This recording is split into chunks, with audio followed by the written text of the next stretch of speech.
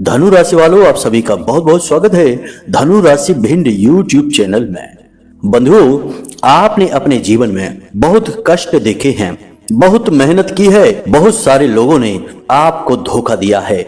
हर जगह आपने अपना 100% प्रयास किया है, चाहे वह आपका काम हो, चाहे आपके रिश्ते नाते हो, फिर भी आपकी मेहनत, आपकी भावनाओं की आपको वह कद्र, वह इज्जत आज तक नहीं मिल पाई है जैसी मिलनी चाहिए थी। कई बार आपका दिल टूटा, कई बार आपको चोट पहुंची, कई बार आपके साथ धोखा हुआ, फिर भी आपने पूरी सकारात्मकता के साथ, मनोबल के साथ अपने आप को आगे बढ़ाया। अपना गुरु आप स्वयं खुद बने हैं। बाहर देखने में तो सब आपको अपने दिखाई देते हैं, परंतु अंदर आपके दिल में आप जानते हैं कि कोई आपका अपना नहीं है जो आपको समझ सके, आपको शांति पहुंचा सके, आपको गहरे जख्मों में राहत पहुंचा सके। इसलिए आपने स्वयं ही अपने आप को अपना गुरु बना लिया, अपना मित्र बना लिया, अपना भाई बंधु सहारा बना लिया। तो अब जब इतना सब कुछ आपके जीवन में हो चुका है, तो कम से कम आने वाला यह नव वर्ष तो आपके जीवन में इन सब घटनाओं को लेकर ना आए, ऐसी आपको कुछ व्यवस्था करनी होगी, ईश्वर से कामना करनी होगी। हालांकि ईश्वर से तो आपने बहुत इच्छाएं की हैं, बहुत मनोकामनाएं मांगी हैं, खूब भगवान के द्वार पर आपने फेरे लगाए हैं, कई बार भगवान के मंदिर में जाकर आपने मन्नतें मांगी हैं, लेकिन ना जाने क्यों कहां कौन सी कमी रह जाती है कि भगवान आपकी सुन ही नहीं पाते हैं। जी हाँ बंधुओं, यह आपकी कहानी है, आपके अपने जीवन की, जिंदगी की कहानी है जो हम आपको बता रहे हैं बंधुओं। अब बड़ी ही गंभीरता के साथ हमारी बातों को सुनिए। यदि आने वाला नया वर्ष भी आपको ज्यों का त्यों गुजारना है, तो इसी वक्त इस कार्यक्रम को छोड़ दीजिए, कहीं और टाइम पास की चीजें देखिए, कोई बुराई नहीं है। लेकिन यदि आपको अपने जीवन में सचमुच में अब बदलाव चाहिए, अब आपने बहुत सह लिया, ईश्वर भी आपकी अब हर बात को सुने, ऐसा आप चाहते हैं, तो आपको इस कार्यक्रम को अंत तक देखना ही होगा। जी हाँ बंधुओं, हम आपसे हर हाल में यह चाहते हैं कि इस कार्यक्रम को अंत तक आप देखें, क्योंकि आज हम आपको एक ऐसी महान, गुप्त, बेहद शक्तिशाली चीज के बारे में बताने जा रहे हैं जिसे आपको इस पूरे साल अपनी जेब में रखना है, अपने पास रखना है, अपने शरीर से लगाकर रखना है। जी हाँ बंधुओं, इस चीज को अंग स्पर्शी क्रिया के तौर पर प्रयोग किया जाता है। यह बहुत ही शक्तिशाली है। बहुत सारी अंग स्पर्शी क्रियाएं होती हैं जो हमें जाने अनजाने में बताई जाती हैं, लेकिन हम उनके बारे में वैदिक विधान ना तो जानते हैं और ना ही समझते हैं। परंतु आज के इस कार्यक्रम में हम आपको एक ऐसी अंग स्पर्शी क्रिया के बारे में बताने जा रहे हैं, एक ऐसी महान चीज के बारे में बताने जा रहे हैं जिसे आपको अपने साथ हर वक्त पूरे 2025 रखना है। फिर उससे यह होगा कि आपके जीवन में जितनी भी नकारात्मकताएं हैं, जितनी भी बुरी शक्तियां हैं जो आपकी सफलता के आड़े आती हैं, आपके आसपास एक धुंध भरा माहौल बना देती हैं, जिसमें ना तो ईश्वर की दिव्य कृपा आ पाती है और ना ही आपकी खुशियों का प्रकाश आप तक पहुंच पाता है। उस धुंध को हटाने का कार्य करेगी यह एक पवित्र महाशक्तिशाली चीज। जी हाँ बंधुओं, इस कार्यक्रम को आपको पूरे धैर्य के साथ देखना है, ठंडे दिमाग से देखना है, सारे दूसरे कार्यों को रोक कर इस कार्यक्रम को देखना है। यदि आप किसी कार्य में व्यस्त चल रहे हैं तो अभी इसे न देखें, रात्रि में फुर्सत से देखें, क्योंकि इस कार्यक्रम को बनाने में हमने बहुत मेहनत की है, अपना जीवन भर का अनुभव आपको दे दिया है, शास्त्रों से चुन चुन कर वह गूढ़, गहरा और गुप्त रहस्य लेकर आए हैं जिसे कोई आपको बता ही नहीं सकता है, क्योंकि इतनी गहराई तक और इतनी महत्वपूर्ण ज्ञान तक हर व्यक्ति पहुंच ही नहीं पाता, कोई इतनी मेहनत नहीं करना चाहता, सब केवल इधर उधर की बातें करके पैसा बनाने में लगे हुए हैं। लेकिन हम माता रानी के सेवक हैं, माई की सेवा करते हैं, और जो भी कार्यक्रम में आपको बताते हैं वह माई के आदेश पर उनकी आज्ञा लेकर ही आपको बताते हैं। इसलिए हमारी बातें दूसरों से बिल्कुल हटकर होती हैं, शुद्ध होती हैं और कारगर होती हैं। हमारी बताई बातों और क्रियाओं से हजारों लोगों के जीवन में खुशियां आई हैं, कष्ट उनके दूर हुए हैं। किसी का कर्जा मुक्त हो गया, किसी का काम धंधा अच्छा चलने लगा, किसी पति पत्नी के बीच फिर से प्रेम स्थापित हो गया, किसी के घर से बीमारियों का जो वासा था वह हट गया। जी हाँ बंधुओं, बस उन्होंने पूरे भाव के साथ हमारे कार्यक्रम को देखा, इन क्रियाओं को किया और माता रानी के प्रति अपने आप को समर्पित कर दिया। अब आपकी बारी है, आपको भी इस कार्यक्रम को अंत तक देखना है। हम आपको चुन चुन कर वो बातें बताएंगे जिन्हें अब तक आपको किसी ने बताया ही नहीं है। यदि बताया होता तो बदलाव निश्चित तौर पर आ ही गया होता। क्रिया के खिलाफ प्रतिक्रिया होती ही है, ऐसा हो ही नहीं सकता कि आपने कोई क्रिया की और प्रतिक्रिया ना हो। हाँ, यदि क्रिया ही आधी अधूरी है तो बात एक अलग है। तो बंधुओं, हम आपको बहुत ही गहराई तक लेकर जाएंगे, शुद्ध विशुद्ध ज्ञान देंगे और आपके ग्रह नक्षत्रों की पूरी जानकारी बारीकी के साथ आपको देंगे।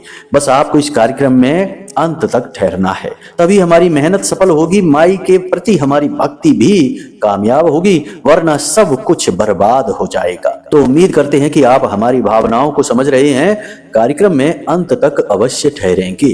तो चलिए बंधुओं, माई को याद करते हुए कार्यक्रम की शुरुआत करते हैं। कमेंट बॉक्स में प्रेम से पूरे भाव से लिख डालिए, जय मां भद्रकाली कृपा करो। माता रानी आपके ऊपर निश्चित कृपा करेंगी, हमें तो पूर्ण विश्वास है। बस भाव गहरा होना चाहिए बंधुओं, बिल्कुल एक बालक की भांति अपने आप को मां से जोड़िए, क्योंकि जिस मां की हम यहाँ बात कर रहे हैं वो इस ब्रह्मांड और ऐसे अनंत कोटि ब्रह्मांडों की मां है।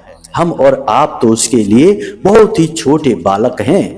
तो बस उसी महामाई से, जगत माई से जुड़ जाइए और बड़े ही करुणा और भाव के साथ कहिए, जय मां भद्रकाली कृपा करो। माता रानी आपके ऊपर कृपा करेगी। इसी के साथ साथ यदि आप इस चैनल पर पहली बार आए हैं तो आप इस चैनल को सब्सक्राइब अवश्य करिए। इससे आप हमारे माता रानी के परिवार के सदस्य बनेंगे, धाम से जुड़ जाएंगे और माता रानी की कृपा और छोटे मोटे अनुष्ठानों में माई का आशीर्वाद आपको अपने आप प्राप्त होता रहेगा। जी हाँ बंधुओं, तो चैनल को सब्सक्राइब करिए और कमेंट बॉक्स में लिखिए कि मैं भी परिवार का हिस्सा हूं, माई के परिवार का हिस्सा, धाम के परिवार का हिस्सा, मेरे हमारे सबके परिवार का हिस्सा, वसुधैव कुटुंबकम। जी हाँ बंधुओं, तो जल्दी से लिख डालिए, उसके बाद आगे बढ़ते हैं। तो चलिए बंधुओं, अपने मूल विषय को शुरू करते हैं। धैर्य के साथ सारी बातों को समझिए। अब जब हम आपको कहते हैं कि आपके आसपास नकारात्मक ऊर्जा है,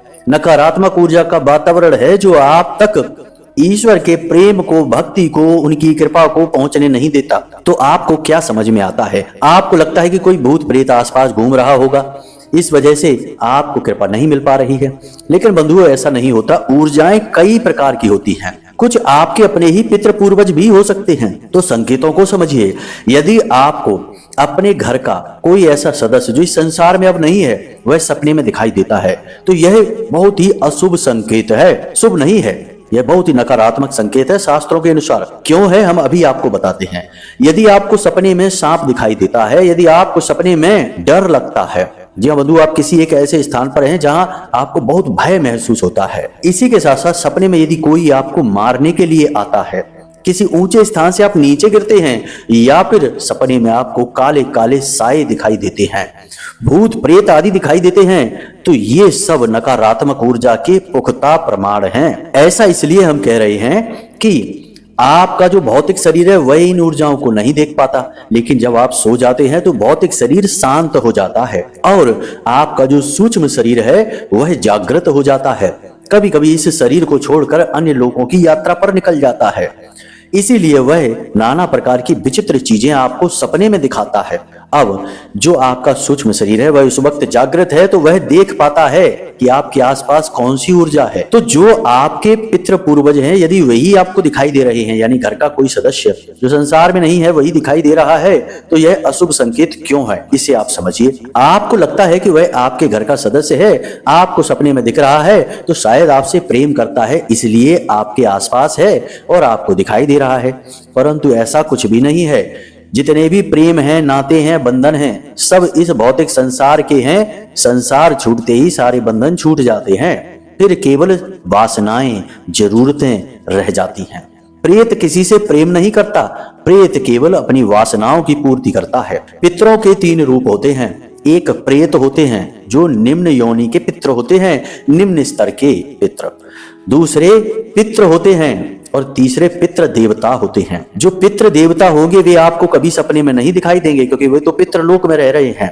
वे केवल आपके आसपास संरक्षण कर रहे हैं, आपसे ही ऊर्जा ले रहे हैं और अपने अपने प्रारब्ध का इंतजार कर रहे हैं। जो दूसरे हैं पितृ, वे पितृलोक की यात्रा पर हैं। वे किसी न किसी कारण से थोड़ा बहुत यहाँ रुके हो सकते हैं, परंतु उनका आपसे कोई लेना देना नहीं है, क्योंकि अभी भी प्रक्रिया में हैं, यात्रा में हैं। पितृलोक पहुंचना है उनको। जो निम्न स्तर के हैं, प्रेत हैं, बस वे ही आपको सपने में दिखाई देंगे, क्योंकि उनकी कुछ विशेष इच्छाएं, मनोकामनाएं थी, वासनाएं थी जो पूरी ना हो पाई और उनकी मृत्यु हो गई। तो वे आपको दिख रहे हैं, क्योंकि आपसे वे जुड़े हुए हैं, आपके माध्यम से अपनी जरूरतों को पूरी करना चाहते हैं। तो वे आपकी हानि कराएंगे, आपका लाभ नहीं कराएंगे, बेशक वे आपके कितने ही घनिष्ठ रिश्तेदार क्यों ना हो।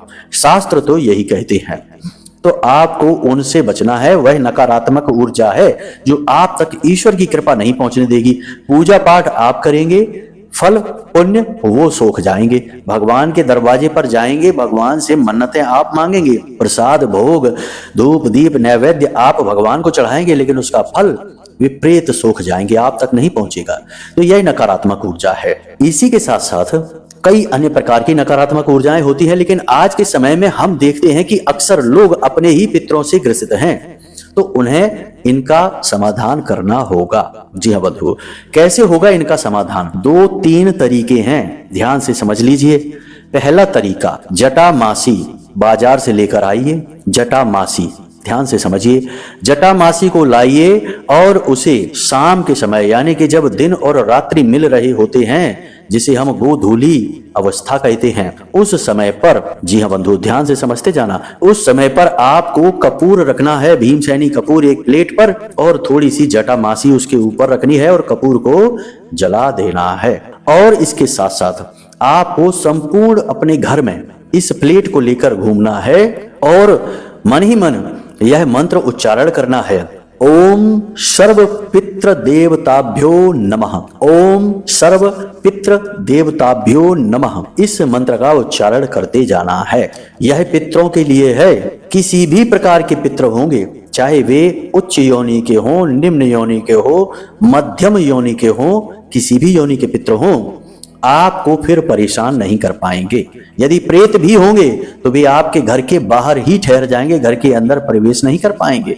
आपने देखा होगा कि बहुत सारे लोग अपने घर के मुख्य दरवाजे पर जो घोड़े की नाल लगा देते हैं, काली पोटलियों में चीजें बांध देते हैं, वे किनसे बचाने के लिए है? अपने ही पितरों से। जी हाँ बंधु, सबसे बड़े शत्रु आपके अपने ही पितर बन जाते हैं। तो आपको एक यह कार्य करना है। दूसरा कार्य आपको यह करना है कि एक रोटी बनवानी है और उस रोटी पर आपको घी चुपड़वा देना है। कोई भी घी हो, गाय का हो, भैंस का हो, कोई फर्क नहीं पड़ता है, बस घी होना चाहिए। उसके बाद आपको उस रोटी पर थोड़ा सा अचार रखना है। जी हाँ बंधु, कोई भी अचार, बिल्कुल जरा सा आपको रखना है।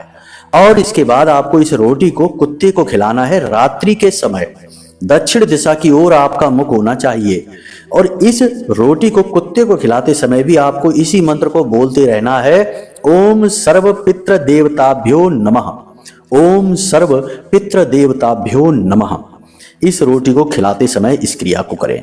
एक छोटा सा कार्य आपको और करना होगा, और ये कोई 1-2 दिन की जाने वाली क्रियाएं नहीं है बंधुओं, लंबे समय तक, समय अवधि अभी हम आपको बताते हैं। पहले आप यह तीसरी क्रिया समझिए। आप अपने घर की छत पर एक रोटी जिसमें थोड़ा सा कुछ मीठा, चाहे आप गुड़ लगा सकते हैं या मीठी रोटी ही बना सकते हैं, जैसे कि आटा बनाया जाता है, उसकी लोई बनती है, आटा जब गूंथा जाता है तो उसमें थोड़ा कुछ मीठा मिला दें, थोड़ा गुड़ मिला दें। गांव में तो इन्हें हम पुआ कहते हैं, जो मीठे बनते हैं। आप बना लीजिए एक रोटी और उस रोटी को आप अपने घर की छत पर कौओं को खाने के लिए रख दीजिए, कौए के नाम से रख दीजिए। आप अपने पितरों को याद करते हुए इस रोटी को रखेंगे और चाहे आपकी घर की छत पर कौवा आता हो कभी या ना आता हो, लेकिन आप जब इस रोटी को अपने पितरों को याद करते हुए ओम सर्व पितृ देवताभ्यो नमः इस मंत्र का उच्चारण करते हुए रोटी को रखना शुरू करेंगे, 1-2 दिन हो सके कि कौवा ना आए, लेकिन फिर कौवा आपके घर रोटी खाने आने लगेगा नियमित तौर पर। यह कौवा पितृ का प्रतीक होगा।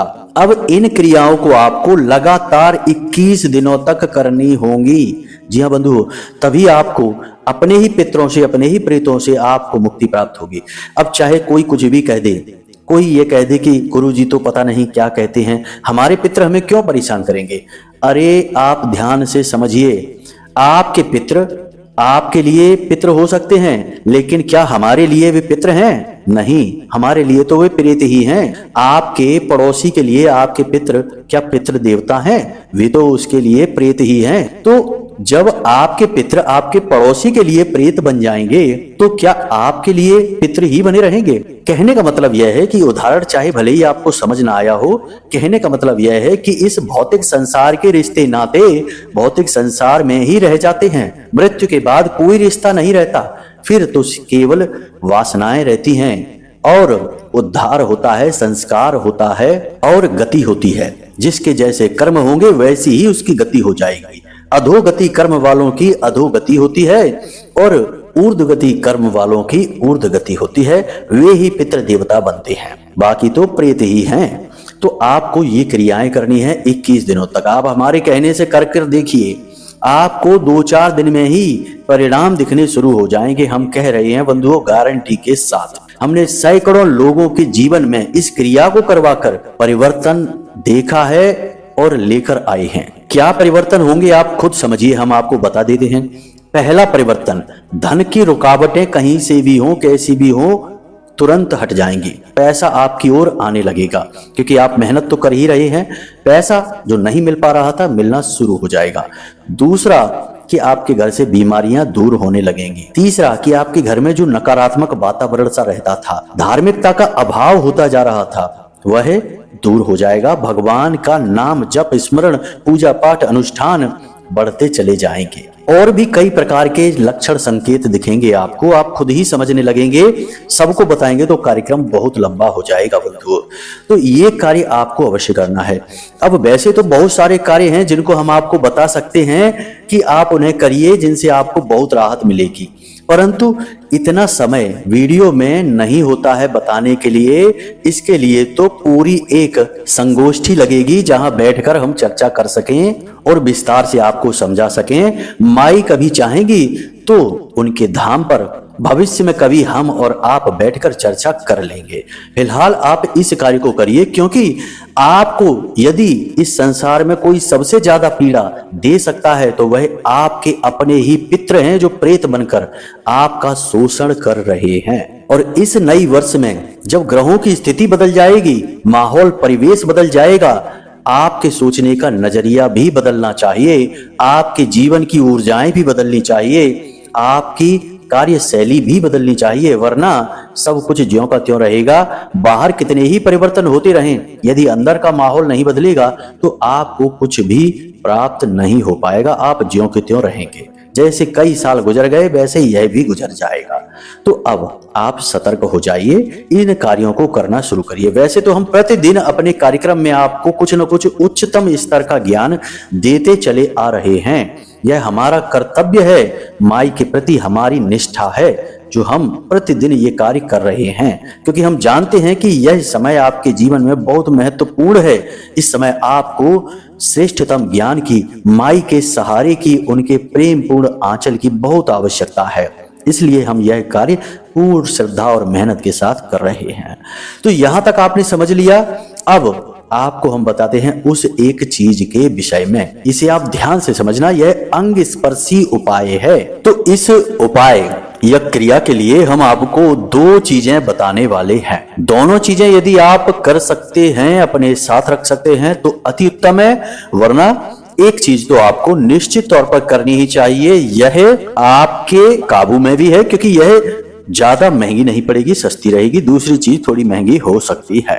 तो अब ध्यान से सुनिए। सबसे पहले हम आपको बता रहे हैं पितृ दोष निवारण यंत्र। यंत्रों के विषय में हम आपको पहले भी कई बार बता चुके हैं, अलग अलग प्रकार के यंत्रों के बारे में आपको बता चुके हैं। यह यंत्र और सबसे बिल्कुल अलग है, बहुत ही खास है। इसके विषय में लोग बहुत कम जानते हैं। इस यंत्र का नाम है पितृ दोष निवारण यंत्रम। यह हर एक प्रकार के पितरों से आपकी रक्षा करेगा। अच्छे जो पितर हैं, ऊर्ध्वगामी गति वाले हैं, उनसे तो आपकी रक्षा की आवश्यकता ही नहीं है।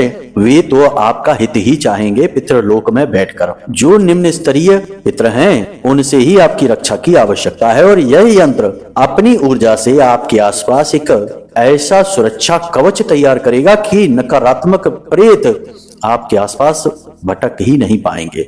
जी हाँ बंधु, तो ध्यान से सुनिए। आपको क्या करना है, किसी भी सोमवार की रात को या फिर किसी भी अमावस्या को आपको यह यंत्र तैयार करना है। कैसे करना है यह यंत्र, ध्यान से सुनिए। इस यंत्र को तैयार करने के लिए आपको भोजपत्र चाहिए, अनार की कलम चाहिए, अष्टगंध की स्याही चाहिए। अब आप चित्र में दिखाए अनुसार मोबाइल की स्क्रीन पर आपको दिखाई दे रहा है यह यंत्र। इस यंत्र को आपको इस भोजपत्र पर बना लेना है अनार की कलम से, और इसे सोमवार के दिन अभिमंत्रित करेंगे। अभिमंत्रित करने का, जागृत करने का एक विशेष उपाय है, इसे आप ध्यान से समझिए। सबसे पहले तो आप इस यंत्र को अभिमंत्रित करने के लिए अपने पूजा घर में न ले जाएं, क्योंकि यह पितरों से जुड़ी हुई सामग्री है, देवताओं से नहीं। तो पूजा घर में इसकी विधि नहीं हो सकती है। इसके लिए आपको सरसों के तेल का दीपक जलाना है और अपने घर के नैऋति कोण में जाना है।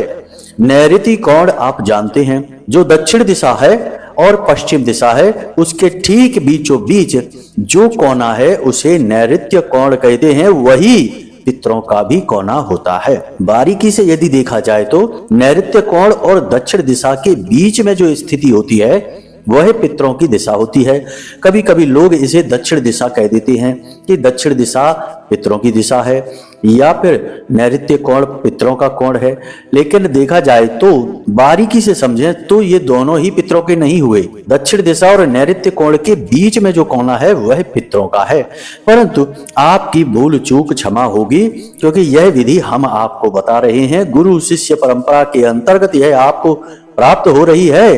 तो आपकी भूल चूक हम अपनी तरफ से माई से कहकर क्षमा की प्रार्थना करते हैं। आप अपने घर के नैऋत्य कोण में चले जाएं। नैऋत्य कोण में यदि आपके कोई कमरा है, कोई ऐसी जगह है जहां आप नहीं जा सकते हैं, यानी कि कोई ऐसा सामग्री रखी है जो हटाई नहीं जा सकती, आप वहां विधि नहीं कर सकते, तो आप घर की छत पर जाएं। घर की छत पर जो नैऋत्य कोण है वहां पर जाएं और वहां आपको दक्षिण दिशा की ओर मुख करके एक सरसों के तेल का दीपक जला देना है। जी हाँ बंधुओं, वहां पर ही आपको रात्रि के समय यह यंत्र बनाना है बैठकर। इस यंत्र को बनाने के बाद आपको तांबे की एक प्लेट में इस यंत्र को रख देना है, इस भोजपत्र से बने हुए यंत्र को। इसी के साथ साथ आपको एक रुद्राक्ष भी लेना है। आप 7 मुखी रुद्राक्ष लेंगे तो अति उत्तम रहेगा, क्योंकि यह पितरों से जुड़ा रहता है। 5 मुखी रुद्राक्ष भी चल जाएगा, लेकिन ये जो रुद्राक्ष होता है ना, यह शुद्ध होना चाहिए गारंटी के साथ। अशुद्ध मिलावटी सामग्री बिल्कुल नहीं चलेगी, विनाशकारी हो जाएगी। तो शुद्ध रुद्राक्ष मिले तो ही लाना, नहीं तो कोई बात नहीं है, यंत्र अकेले से ही काम चल जाएगा। अब वहां पर आपको एक प्लेट और लेनी है, जिसमें आपको थोड़ा कपूर रखना है, भीमसेनी कपूर और जटामासी इस कपूर के ऊपर रखनी है और आपको जलाना है और कहना है ओम सर्व पितृ देवताभ्यो नमः। इस मंत्र का आपको लगातार उच्चारण करना है 5 से 7 मिनट तक के लिए। माला नहीं फेरनी है, गिनती का ख्याल नहीं करना है, बस उच्चारण करते जाना है और मन में यह भाव रखना है कि नकारात्मक पितरों से आपकी रक्षा होगी और आपके पितृ देवता जो पितृ लोक में रह रहे हैं वे आपके ऊपर कृपा करेंगे, आपको आशीर्वाद देंगे। इस भाव के साथ आप इस क्रिया को करें। थोड़ी देर वहीं बैठकर जटामासी की धुनी रमाते रहें और इस धुनी को अपने इस यंत्र के ऊपर हाथ के सहारे से पहुंचाने की कोशिश करते रहें और दीपक लगातार जलते रहना चाहिए। 10 से 15 मिनट की यह क्रिया है। सूर्यास्त के बाद यह क्रिया होनी चाहिए, इसे याद रखना है आपको। अब जब यह क्रिया पूरी हो जाए, धुनी आपने रमा दी, 5 से 10 मिनट 15 मिनट के लिए इस मंत्र का उच्चारण आपने कर दिया। उसके बाद आप इस यंत्र को उठा लें और अंदर अपने घर में ले आएं और इसे एक सफेद रंग के कागज में रखकर फोल्ड कर लें, यानी मोड़ लें।